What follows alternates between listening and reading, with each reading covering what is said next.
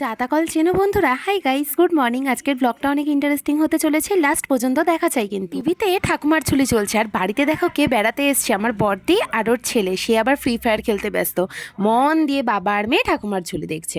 এখানে বিশেষ বিশেষ কিছু আইটেম রান্না করছি দুপুরে, বড়দি এসছে না, খাওয়াতে হবে। তার মধ্যে যেমন ছিল ধরো মাছের তেলের ডিমের বড়া, আর আমি আজকে রুই মাছের মাথা দিয়ে পুঁইশাকটা রান্না করব। রেসিপিটা শেয়ার হলো না, নেক্সট কোনো ভিডিওতে দিয়ে দেবো। বড়দি এসছে বলে কথা, অর্ধেক রান্না আমি করছি আর বাকিটা মা করছে, আমি তো গল্প করতেই ব্যস্ত। বড়দির সাথে গেছিলাম ওর সোয়েটার আর হুডিগুলো ফিটিংস করাতে দিতে, কারণ ও নতুন কিনেছে, এগুলো খুব ঢিলা হচ্ছিল। গিয়ে দেখি কত নতুন ধরনের মেশিন আছে এখানে। আর এখানে কাকিমা জাতার মধ্যে কলাইয়ের ডাল পেশাই করছে, আর ওদিকে কাকু দেখো কত সুন্দর গরম জল করছে। মিলমিশে সুখে একটা সংসার।